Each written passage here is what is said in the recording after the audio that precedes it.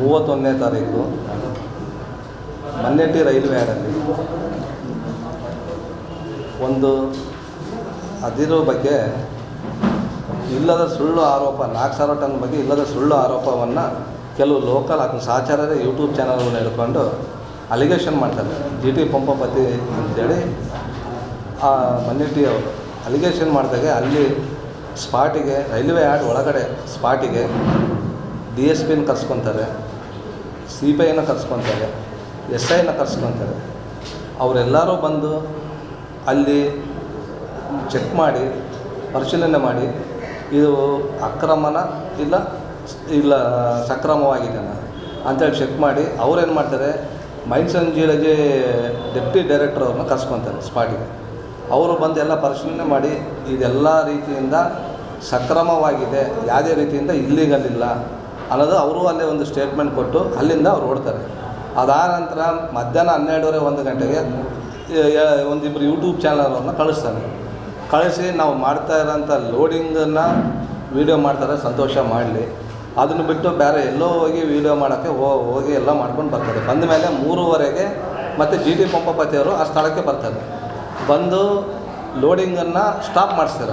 Loading ಮಾಡೋದನ್ನು railway ಬಾಕ್ಸ್ಗಳಿಗೆ ನಾವೇನು load ಮಾಡ್ತಿರ್ತೀವಲ್ಲ ಅದನ್ನು ಲೋಡ್ ಮುಖಾಂತರ ಮಾಡ್ತಿದ್ದಾಗ ಸ್ಟಾಪ್ ಮಾಡಿಸ್ತಾರೆ. 3:30ಗೆ ಬಂದು ಸ್ಟಾಪ್ ಮಾಡಿಸಿ 5:00ಗೆ ಮತ್ತೆ DMG ಅವರಿಗೆ ಒತ್ತಡ ಹಾಕಿ ಬಲವಂತ ಮಾಡಿ ಕರೆಸಿ ಅಲ್ಲಿ ಇಲ್ಲಿ ಸ್ವಲ್ಪ ಆರೋಪಗಳನ್ನು ಮಾಡಿ ಇದು ಹೆಂಗೆ ಬಂತು ಏನು ಬಂತು, ನಾನು ಇಷ್ಟಿತ್ತು ಅಷ್ಟಿತ್ತು, ನಾನು ಅಷ್ಟು ಕಳ್ಕೊಂಡಿನಿ ರೈಲ್ವೇದಲ್ಲಿ ಅಂಥೇಳಿ ಸುಳ್ಳು ಆರೋಪ ಮಾಡಿ DMG ಅವ್ರ ಮೇಲೆ ಒತ್ತಡ ಏರ್ತಾರೆ. 31ನೇ ತಾರೀಕು ಒತ್ತಡ ಏರಿದ ಮೇಲೆ ನಾವು 7 ಗಂಟೆಗೆ ಸಂಜೆಯಲ್ಲಿ ಸ್ಪಾಟಿಗೆ ಹೋದಾಗ ಏನಪ್ಪ ಇದು ಆರೋಪ ನಿಂದು ಅಂತಂದಾಗ ನಂದು 8,000 ಟನ್ ಇತ್ತು ಮಾಲ್ ಇಲ್ಲಿ, ನಿಂದು ಯಾವುದೇ ರೀತಿ ದಾಖಲಾತಿ ಇದ್ರೆ ಕೊಡು, ರೈಲ್ವೇದವರಿಗೆ ನೀನು ಏನೋ ಡೆಮರೇಷನ್ ಚಾರ್ಜ್ ಕಟ್ಟಿ ಅಂದರೆ ಯಾವುದೇ ರೀತಿ ಇರೋದಿಲ್ಲ. 1ನೇ ತಾರೀಕು ನವಂಬರ್ 1 1ನೇ ತಾರೀಕು ಮಧ್ಯಾಹ್ನ ಅವ್ರ ಮನೆಗೆ ಕರ್ಸ್ಕೊತಾನೆ. ಅವ್ರ ಮನೆಯಲ್ಲಿ ಹೋದಾಗೆ ಕುತ್ಕೊಂಡು ಮಾತಾಡಿದಾಗ ಏನಣ್ಣ ನಿಮ್ಮದು ಪ್ರಾಬ್ಲಮ್ ಏನಾಗೈತೆ ಅಂತ ಹೇಳಿದಾಗ ನನಗೆ ಇಲ್ಲಿ ರೈಲ್ವೆ ಯಾರ್ಡಲ್ಲಿ ನೀವು ಮಾಡೋ ಮೂವ್ಮೆಂಟಿಗೆ ನನಗೆ ತಣ್ಣಿಗೆ 1,000 ರೂಪಾಯಿ ನನಗೆ 40 ಲಕ್ಷ ಕೊಡಬೇಕು, 4,000 ಟನ್ ನೀವು ಮೂವ್ಮೆಂಟ್ ಮಾಡೋದ್ರಿಂದ 40 ಲಕ್ಷ ಕೊಡಬೇಕು ಅಂಥೇಳಿ ಅದನ್ನು ನಮಗೆ ಡಿಮ್ಯಾಂಡ್ ಮಾಡ್ತಾನೆ. ಡಿಮ್ಯಾಂಡ್ ಮಾಡಿದಾಗ ನಾವು ಯಾವುದೇ ರೀತಿ ಒಪ್ಪಿರೋದಿಲ್ಲ. ಅದಾದ ನಂತರ ಆ ಯೂಟ್ಯೂಬರ್ದು ನಂಬರ್ ಕೊಡ್ತಾನೆ.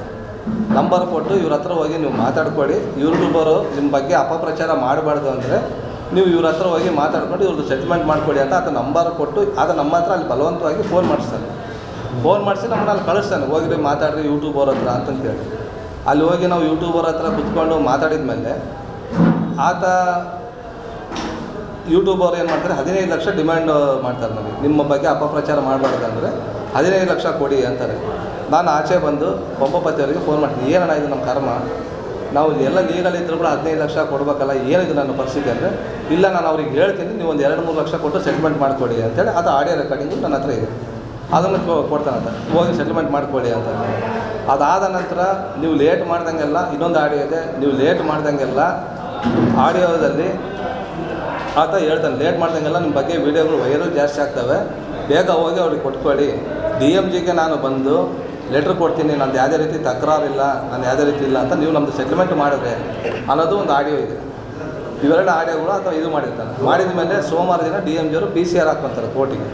ಈಗ ಮಾಡಿರೋ ಇದಕ್ಕೆ PCR ಹಾಕೋದ್ರಿಂದ ಇವತ್ತು ನಾವು ಮೊನ್ನೆವರೆಗೆ ಮೊನ್ನೆವರೆಗೆ 11ನೇ ತಾರೀಕುವರೆಗೆ 1,03,00,000 ಚಿಲ್ಲರೆ ಡೆಮರೇಷನ್ ಚಾರ್ಜಸ್ ರೈಲ್ವೇದವರಿಗೆ ಕಟ್ಟಿದ್ದೀವಿ.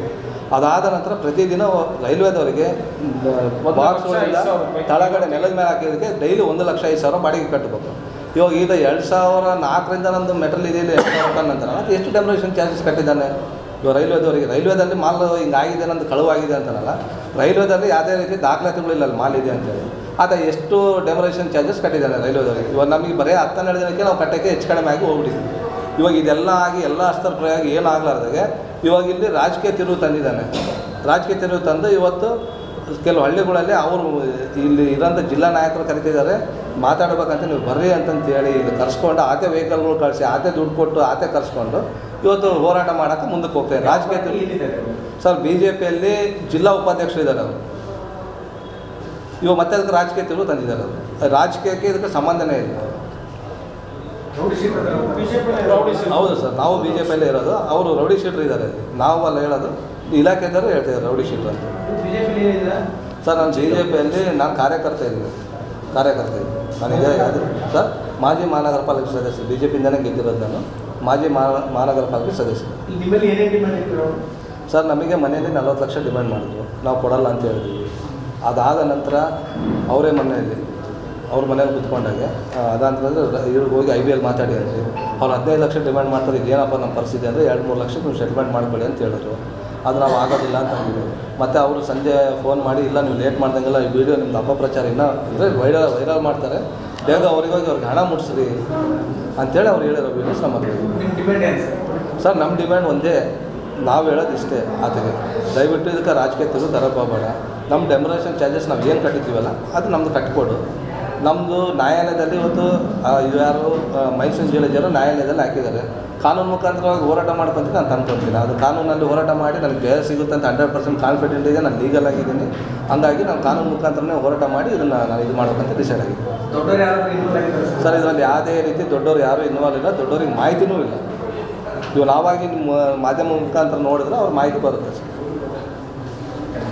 ಬಳ್ಳಾರಿಯ ನಿರಂತರ ಸುದ್ದಿಗಾಗಿ ಬಳ್ಳಾರಿ ಬೆಳಗಾಯಿತು ಚಾನೆಲ್ನ ಸಬ್ಸ್ಕ್ರೈಬ್ ಮಾಡಿ ಹಾಗೂ ಬೆಲ್ ಐಕಾನ್ ಒತ್ತಿ.